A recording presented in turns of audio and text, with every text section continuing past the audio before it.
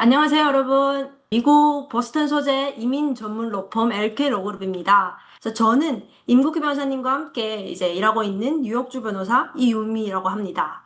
그래서 오늘은 USCIS 최신 메모를 놓고 이 변호사님과 함께 이 최신 동향에 대해서 토론하는 시간을 가져보도록 하겠습니다.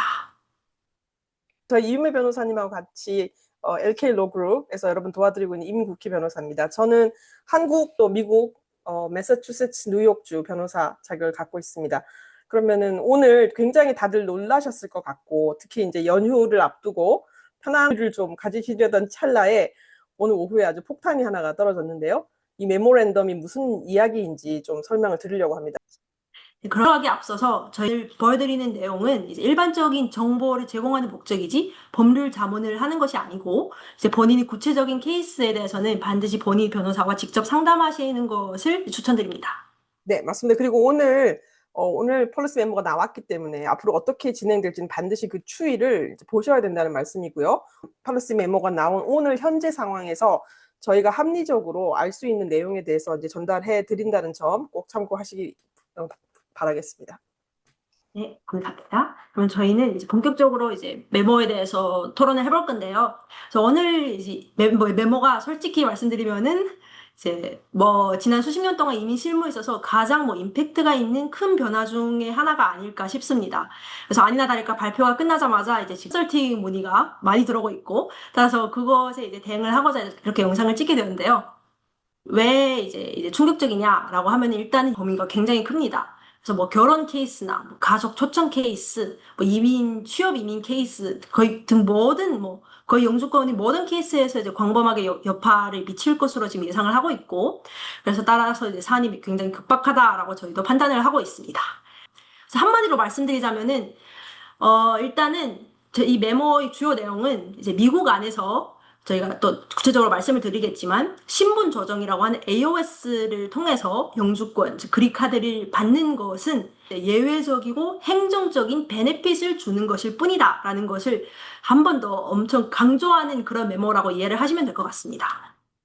네, 이게 이제 네. 유념하셔야 될 부분은, 그러니까 뭐 법상으로는 저희가 좀 더 자세히 말씀을 드리겠지만, 지금도 현재 그 이민법 상에는 문구로 discretion이란 말, 그러니까 재량이다라는 말이 이제 명시되어 있기는 하지만, 실무적으로는 그 adjustment of status가 특별한 어떤 특이사항이 없으신 경우에 그 documentation을 충실하게 제출을 하면 대부분 승인이 나는 이제 그런 구조였다가, 이제 정말로 이제 재량 사항임을 이제 확인했다는 점이 굉장히 이제 큰 변화라고 볼 수 있는 것입니다. 네, 계속 네, 가볼까요? 맞습니다. 그러면 구체적인 거는 이제 저희가 한 장 한 장 슬라이드를 넘기면서 이제 설명을 드리도록 하겠는데요. 일단 가장 첫 번째로 이해를 돕기 위해서 먼저 미국 이민 절차의 기본 구조를 짚고 넘어가야 할 것 같습니다.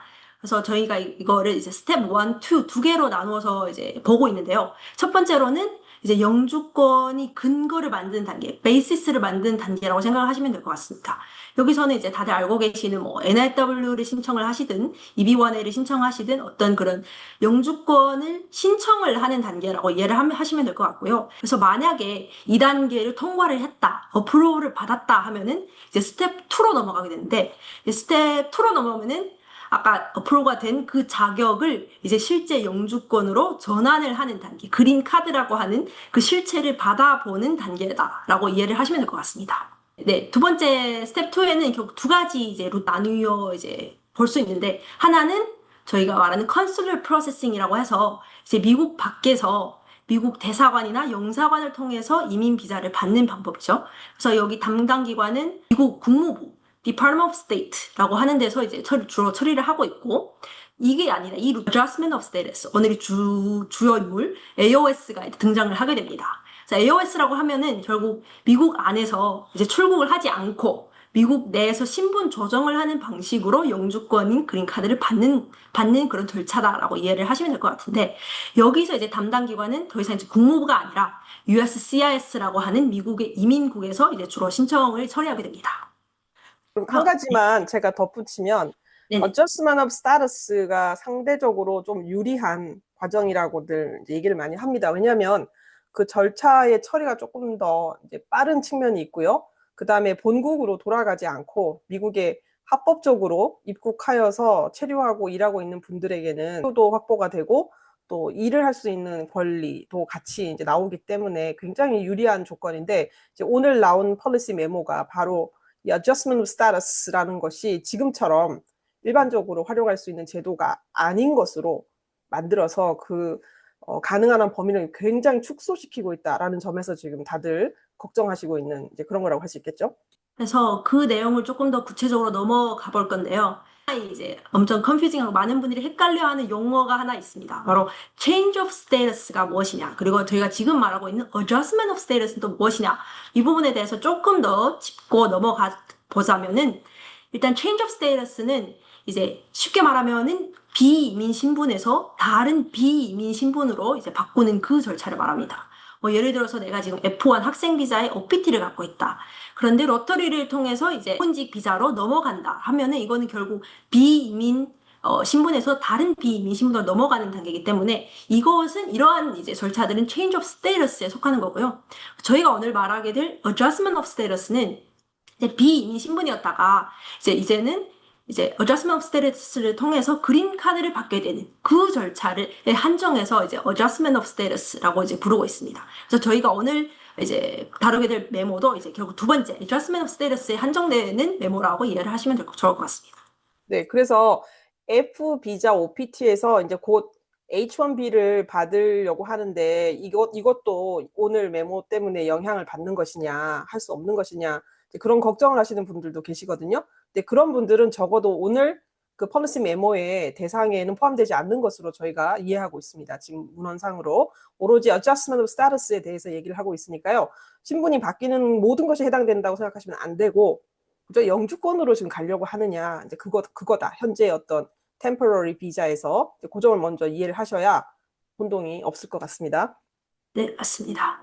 그리고 이제 다 또 넘어가자면은 이제 또 그런 질문을 하시는 분들도 있어요. 그래서 오늘 메모가 법률이 바뀐 것이냐? INA라고 하는 이제 미국에 있는 Immigration and Nationality Act라고 하는 이 근본적인 법률에 어떤 뭐 변화가 생긴 것이냐, 이렇게 질문을 하시는 분들도 많으신데, 이 부분에 대해서 설명을 하자면은 이제 법 자체는 바뀌지 않았습니다. 그 법은 그대로입니다. 근데 이번 메모에서 이제 USCIS가 그 중요한 두 가지 사항을 재확인했다 정도로만 이해를 하시면 될 것 같은데요. 그래서 이제 이민법 규정상 AOS는 지금 INA라고 하는 245조, 212조, 214조 이렇게 지금 나누어져 있는데 이 내용 자체에는 어떤 변화도 없다라는 점을 인지하고 계시면서 이제 저희가 USCIS에서 어떤 것을 재확인했냐를 설명을 해드릴 건데요. 이 부분에 대해서 설명해 주실 수 있으실까요? 네, 네.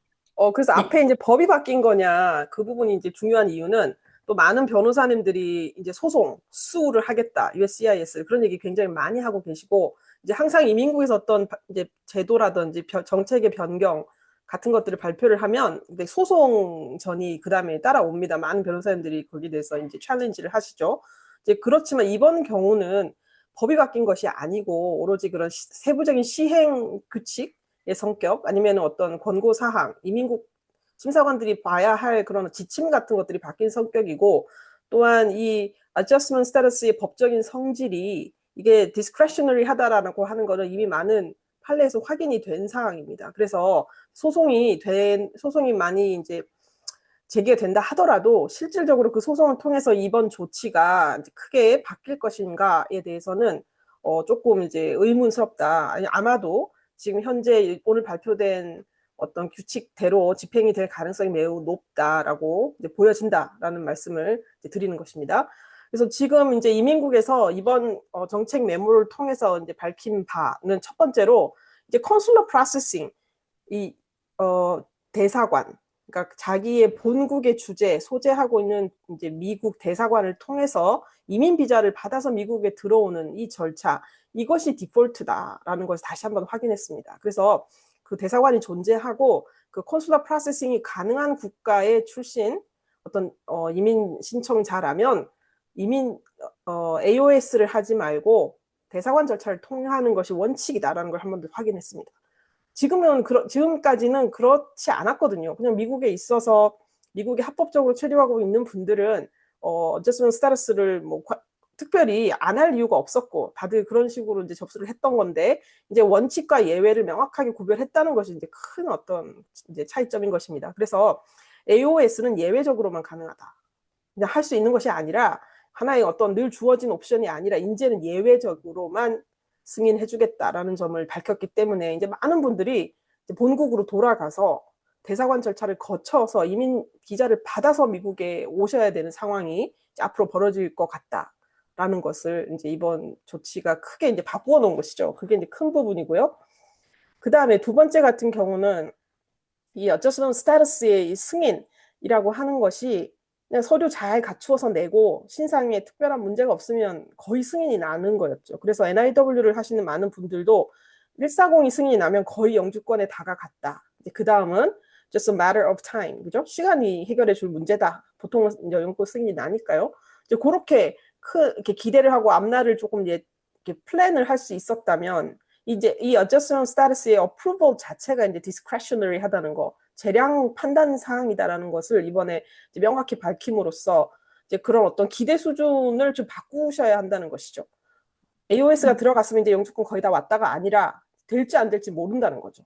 그 많은 요소들을 고려해서 이제 재량의 판단에 따라서 승인을 해주거나 말거나 하겠다라고 하니까, 하지만 이제 adjustment status를 해서 디나이가 나면 또 본국으로 돌아가셔서 하시면 되긴 하거든요. 그 컨슐러 프로세싱이 다치는 건 아니니까. 그죠? 다만 AOS로 끝낼 일이 어쩌면은 본국의 대사관 절차를 거쳐야 하는 번거로움 과정을 한 번 더 거칠 수도 있다라는 그런 의미의 시간과 어떤 비용적인 면에서 좀 추가적인 부담이 따라올 수 있겠다라는 걸로 이해를 하시면 될 것 같습니다. 지금 어떤 이런 변화가 있는데, 그러면 영상을 보시고 계신 분이나 저희 클라이언트 분이나 보통은 이제 다 단기 비자를 갖고 계시고 있습니다. H1B든 L1이든 학생 비자든 어떤 그런 단기 비자를 갖고 있는데, 가장 현실적인 질문은 그럼 AOS를 내가 지금 신청을 하면은 어떤 일이 발생하게 되냐, 이런 것들을 가장 궁금해 하실 것 같아요. 이런 메모가 나왔는데 나는 할 수 있냐, 내가 했을 때 어떤 리스크를 감당을 해야 되나, 이런 질문을 하십니다. 그래서 그 질문에 대해서 간단히 설명을 드리자면은, 일단 가장 처음으로는 단기 비자를 갖고 계시고 있다가 AOS를 신청하시면은 Request of Evidence, 저희가 RFE라고 하는 이제 추가 서류 요청이 이전보다는 훨씬 더 많이 나올 것이다 라고 저희가 지금 예상을 하고 있고요. 그거 뭐 인터뷰도 저희가 필수는 아니었지만 지금 단기 비자를 하고 계시다가 AOS를 하시면은 아마 인터뷰 요청도 더 많아질 것이다 라고 이 부분도 저희가 지금 조심스럽게 예측을 해보고 있습니다. 그리고 뭐 결과적으로는 본질적으로 왜 AOS를 해야 되냐, 왜 본국으로 안 가고 미국 안에서 신분 조정을 하려고 하느냐, 이 부분에 대한 이제 USCIS 오피서들의 이제 질문이 더 많아지겠다라는 것을 이제 예상을 하셔야 될 것 같습니다.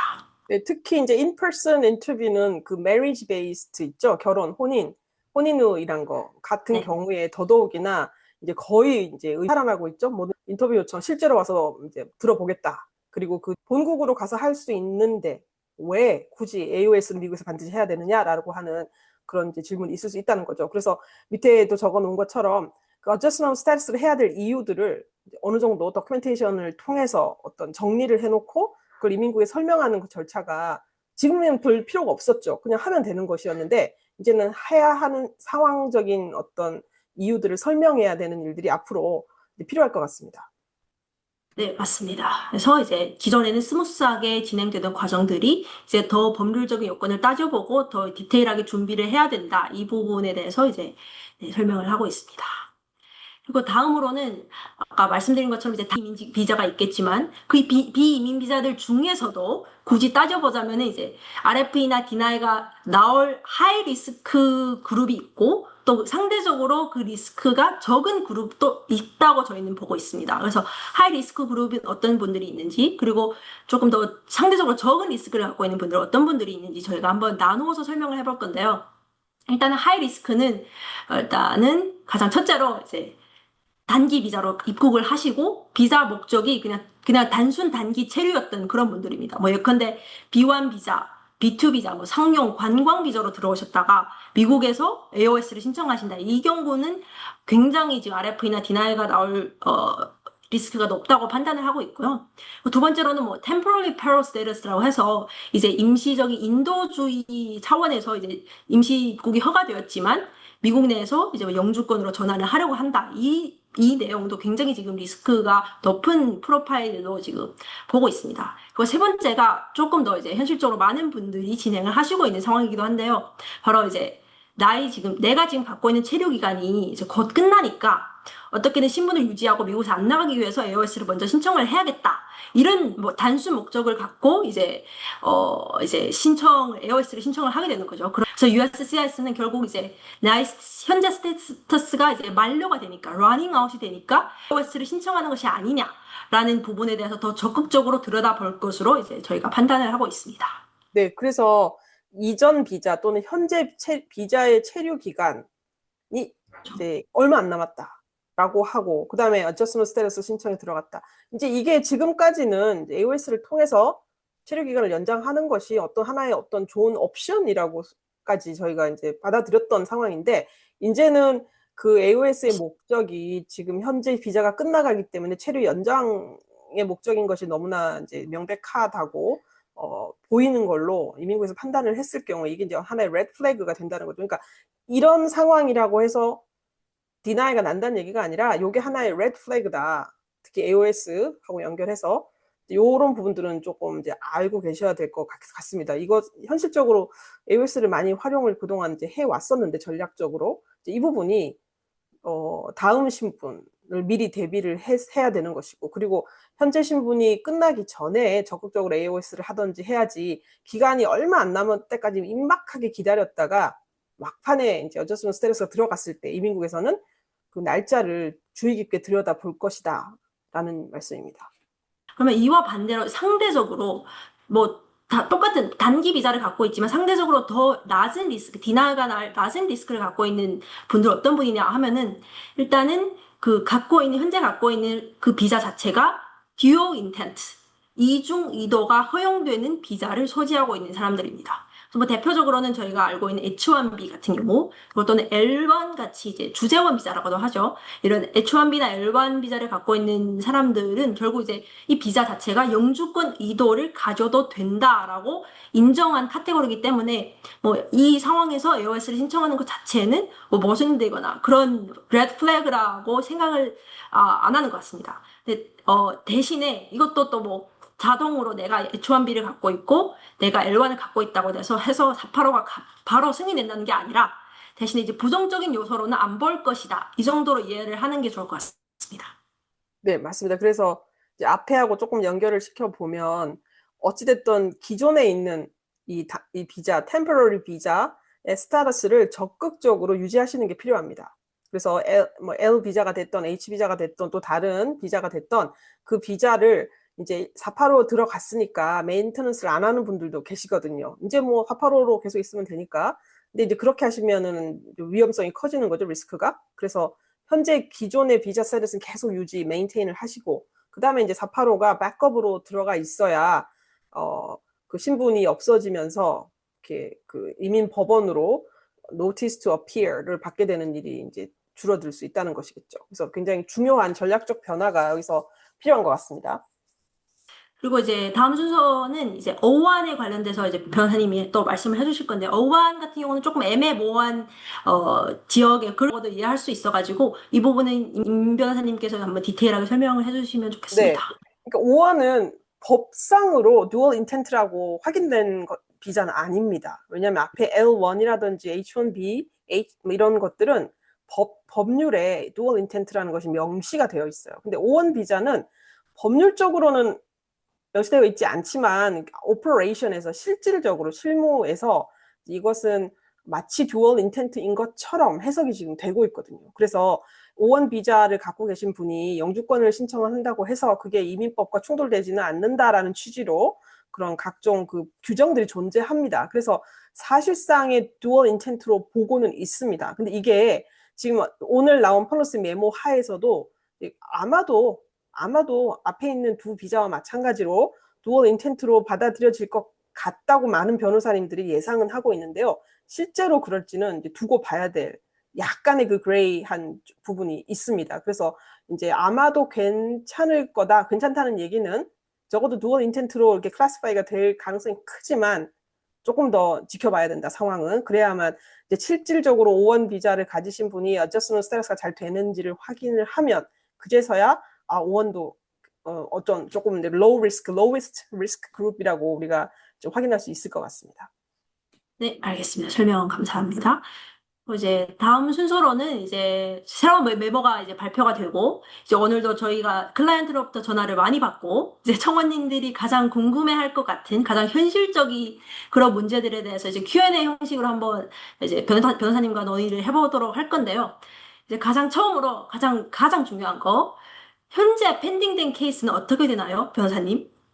그죠. 이건 뭐 정답을 딱 잘라서 말씀드릴 수는 없는데요. 저희가 법의 일반적인 상식과 원리를 바탕에 두고 저희가 이제 생각을 해봤을 때 어떤 법률 개정 사항은 아닙니다. 말씀드린 것처럼 하나의 어떤 정책적인 폴리시 고려 사항을 이제 바꾼 것이고, 바꿨다기보다 실질적으로 그 문언을 보면 USCIS officers are reminded 라는 표현을 계속 쓰고 있습니다. 이런 사항이 있는데 다시 한번 환기시켜서 그러니까 다시 한번 기억을 해서 이거를 실무에 적용해라 하는 취지로 지금 오늘 폴리시 메모가 나와 있거든요. 그래서 제가 봤을 때는 어떤 의도적으로 reminded를 이제 썼던 이유는 이게 법률 개정 사항이 아니고 실질 운영 세칙 같은 느낌의 어떤 실질적인 실무적인 어떤 지침의 변화라는 점을 좀 강조하고자 했던 것 같아요. 그래서 어떤 소송이랄지 이런 가능성을 좀 차단하고자 하는 그런 의도인 것으로 조금 보이는데요. 그렇다면 이게 소송이 제기가 되고 하긴 하겠지만 그 소송의 결과로 이번 폴리시 메모가 뒤집어진다든지 할 가능성은 그렇게 크다라고 좀 보기는 어렵지 않나 하는 게 제 의견입니다. 이것이 실제로 어떻게 될지는 지켜봐야 될 것이고요. 아마도 이번 폴리시 메모가 계속 유효하지 않을까 하는 어떤 생각을 저희가 해보시는 것이죠. 그렇다면 법률 같은 경우는 이제 법률 효과의 소급 적용을 금지하는 어떤 법의 원칙이 있지 않습니까? 그래서 법이 개정이 되었을 때는 그 이전에 있던 이미 기제출된 케이스에까지 영향을 미치느냐, 그거는 조금 아니라고 보는 쪽이 강하죠. 그렇지만 그런 게 아니라면 현재 지금 심사를 앞두고 있는 지금 접수에 들어가 있는 케이스들은 영향을 받을 가능성이 있다, 배제할 수 없다라고 말씀을 드릴 수 있고요. 신규로 접수되는 케이스는 당연히 이 폴리시 메모의 영향을 받는다고 볼 수 있겠는데 한참 심사가 진행되고 있는 사람들 어떻게 되는 것인가? 진짜 그거는 저희가 정말 알기가 어렵죠. 그래서 거의 상당히 진행이 된 케이스라면 그냥 예전처럼 승인을 내줄 수도 있고, 정말 최악의 경우는 다시 돌아가서 그죠? 심사를 다시 할 수도 있겠죠. 아마도 오늘 폴리시 메모가 나온 이제 이후는 정역이 당연히 될 것이고, 신건들은 그 이전 건들에도 영향을 미칠 것으로 보지만 어느 정도 영향을 미칠 것인지, 또 어떤 케이스가 영향을 받을 것인지는 다 케이스 바이 케이스. 그래서 참 알기가 어렵습니다. 네, 맞습니다. 이 부분도 조금 더 케이스가 쌓이고 데이터 포인트가 쌓여야 저희가 조금 더 정확한 해답을 해드릴 수 있지 않을까 예상을 하고 있습니다. 네. 네. 그러면은 이제 또 이제 많은 분들이 질문을 해주시는 게 그러면은 이제 NIW에 이제 I140이 어프로가 된 상황이다라고 하면 이거는 긍정적으로 보여질 건지 아니면은 별 영향이 없을 건지 이 부분에 대한 질문도 많이들 하고 계십니다. 그러니까 이제 어찌됐든 간에 어쩌스먼 스타러스 법이 바뀐 건 아니거든요. 그래서 신청을 어떤 케이스라 하더라도 미국에 합법적으로 들어와서 합법적으로 체류하신 분이 Adjustment of Status를 제출했을 때 그 서류를 돌려보내지는 않을 겁니다. 왜냐하면 법에서 허용하고 있기 때문에. 지금 걱정하는 부분은 이제 approve가 되느냐의 문제인 것입니다. 거기서 이제 재량 판단이 들어가서 deny, approve가 될 건데, 그럼 NIW 신청한 사람은 어떻게 되느냐? 승인을 이미 받아버린 케이스라면 접수된 케이스에 대해서 adjustment status를 승인해 줄 거냐 말 거냐는 여러 요소들을 보겠다라고 얘기했잖아요. 우선 비자 타입도 볼 것이고요. 그래서 H1B냐, L1이냐, O냐라는 것도 영향을 미칠 것이고, 다른 여러 가지 요소들도 같이 보겠다고 했거든요. 다 할 때 얘기했던 명시적 단어는 US interest, 그것을 통해서 영주권을 받는 것이 미국의 이익에 부합하느냐도 요소라고 오늘 폴리시 메모에서 명확하게 얘기를 했습니다. 그거는 이제 National Interest Waiver에서 얘기하는 그런 National Benefit, 그죠? 그런 부분하고 되게 밀접하게 볼 수 있는 여지가 크다고 생각이 됩니다. 그러면 본인이 L1 비자고 또는 H1B 비자고 NIW 어프로브를 받았다라고 하면 이 National Interest Waiver의 승인이라는 사실은 굉장히 유리한 요소로 작용할 가능성이 크다라고 일단은 이제 생각이 되는 것이고요.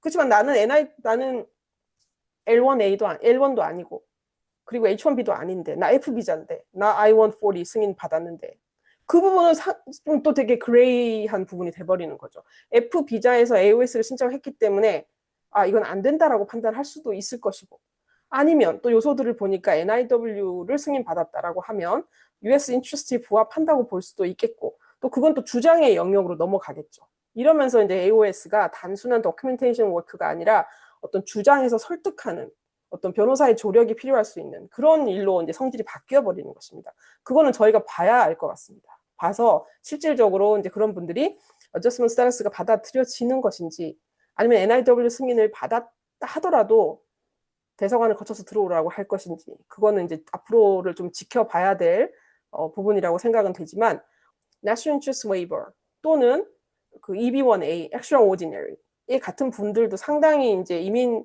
카테고리에서는 가장 최상위층을 이제 차지하고 있는 아주 뛰어난 능력을 소유한 분들이라고 봤을 때 이민국에서 조금 더 긍정적으로 볼 수 있는 여지는 있지 않는가라고 생각은 하지만 지금 단계에서는 뭐라고 확답드리기는 어렵고요. 다만 그런 정도의 심증을 갖고 있다라고까지는 말씀을 드릴 수 있을 것 같습니다. 이때 보신 것처럼 그래서 NIW 승인자라 하더라도 그분의 백그라운드라든지 그분의 이민 히스토리, 그죠? 체류 기간에 어떤 위반 사항이 없는 것인지, 그 다음에 고용 관계는 어땠는지, 미국에서 어떤 일을 하셨는지 등등 모든 요소들을 고려를 해서 재량 판단을 통해서 승인 여부를 결정할 것이라고 생각이 됩니다. 네, 맞습니다. 변호사님이 아까 말씀하신 것처럼 이제 결국 USCIS에서도 여러 가지 요소를 적극적으로 고려를 해서 이제 결국 승인을 해줄지 거절을 할지 RFE를 낼지를 결정을 하게 되는데 그러면 이제 저희 보고 계신 분이나 저희 청원인들은 가장 궁금해하신 게 그럼 어떤 부분을 적극적으로 주장을 해야 내가 RFE나 거절을 당할 가능성을 최소화하고 승인률을 높일 수 있을 것인가에 대해서 저도 궁금해하고 계신데요. 이 부분 같은 경우는 뭐 여러 가지 에스펙을 통해서 이제 결국 증명을 해야 되는데 가장 대표적으로는 현재 안정적으로 미국에서 직장을 다니고 있는지 그리고 현재 사회에서 어떤 적극적으로 활동을 하고 어떤 커뮤니티에 안정적으로 기여를 하고 있는지 그리고 또는 뭐 빅테크나 뭐 이런 주요 기업에서 어떤 주요한 리더십을 발휘를 하고 있는지 이런 것도 볼 것이고 그리고 뭐 미국 시민 뭐 가족과의 유대 관계도 분명히 볼 것입니다. 뭐 시민권자 자녀가 학교를 다니고 있는지 이런 것들이 등등등등 종합적으로 고려를 해서 이제 재량적으로 판단을 할 것으로 지금 판단을 하고 있습니다. 그래서 결국에는 이제 아셔야 할 거는 이제 단순히 나는 퀄리파이하다, 나는 자격이 된다라고 해서 이제 USCIS가 바로 이제 어프로브 해줄 그런 시대는 끝난 것 같고 내가 왜 이 행정적인 이제 이 베네핏이라고 하는 것을 받을 가치가 있는지를 더 적극적으로 주장을 해야 되는 시대가 온 것 같다라고 저희는 이렇게 보고 있습니다. 맞습니다. 저희 이제 미국 헌법에 보면 그 관할권의 문제를 얘기할 때 US contact, 그죠? 컨택트를 얘기하잖아요. 그 미국 땅, 특정 지역과 얼만큼 그동안 접촉을 해 왔는가에 이제 근거하여 어떤 관할, 법률이 미치는 범위까지도 정하는 것이 미국의 헌법의 정신이고 그런 것들이 이제 이민법에도 적용이 되어 있는데 그게 이제 실질적인 실무 단계까지 내려오는 겁니다. 그래서 실질적으로 미국 땅에서 어떤 의미 있는 일, 이 사회의 일원으로서 가치 있는 일, 기여하는 바가 있느냐를 이제는 적극적으로 보겠다는 것이죠. 그냥 아무 문제를 일으키지 않고 가만히 있는 사람으로는 부족하다. 이 사회와 통합되어 어떤 역할, 기여, 그리고 뭐 자녀가 됐던 친척이 됐던 어떤 미국과의 어떤 타이, 유대 관계, 어떤 접점이 있는 사람들을 더 적극적으로 이민을 받겠다는 얘기고 그런 것들이 없는 사람들에게는 조금 더 스크루티니가 높아지겠다라는 것을 이번 이제 폴리시 메모를 통해서 저희가 알 수 있는 것이죠. 그러니까 이제 뭐 어떤 다른 비자, 뭐 F가 됐던 J가 됐던 미국에 체류하실 기회가 돼서 미국에 오신다면 좀 더 적극적으로 뭔가를 해야 되겠네요. 그죠? 앞으로는. 뭔가 기록을 남겨서 뭐 단체에도 좀 들어가고 뭐 이런 어떤 주변의 기록들 이제 도큐멘테이션의 의무가 더 늘어난 거라고 볼 수 있는 것이죠. 나중에 영주권 단계에서 이런 모든 기록들이 종합적으로 검토가 될 가능성이 이제 커지는 것이죠. 네, 맞습니다. 그래서 결국에는 이제 저희가 오늘 통한 이메일을 받아보고 또 여러 가지 클라이언트들한테 상담을 요청을 받아서 진행을 해보면은 결과는 그렇습니다.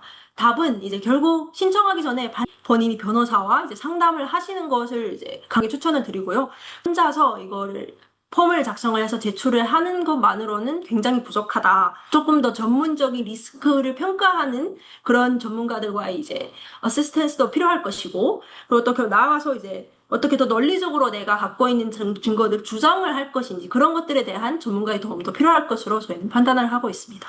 네, 그러니까 저 어떻게 보면 이제 이민 변호사의 일이 늘어서 좋겠다 이제 이렇게 생각하실 분도 이제 있으실 수 있는데 뭐 딱 요것만 놓고 보자면 어찌됐든 변호사 없이 어저스먼트 스테이터스를 기존에 있는 리소스를 이용해서 잘 뭐 해서 승인도 받을 수 있는 케이스도 많았었는데 이제 그런 분들이 이제 어쩔 수 없이 또 변호사의 도움을 받아야 되는 시대가 이제 온 것 같습니다. 그래서 뭐 단지 저희가 뭐 많은 케이스를 수임하는 게 중요한 게 아니라 현실적으로 지금 그런 상황이 점점 되어버려 갔다는 거. 그리고 이제 혼자 준비를 하시는 분도 예전처럼 하시면 안 된다. 그래서 오늘 저희가 설명을 드린 내용을 숙지를 하시고 이제 어떤 것들을 이민국에서 원하는지 어떤 자료를 준비해야 되는지 미리 감을 잡으시고 판단하시고 혼자 하시더라도 하셔야 된다. 지금 기존에 있던 그런 리소스들은 지금 이제 아웃데이티드 되는 상황으로 가고 있다는 점을 꼭 좀 기억을 하시면 좋을 것 같습니다.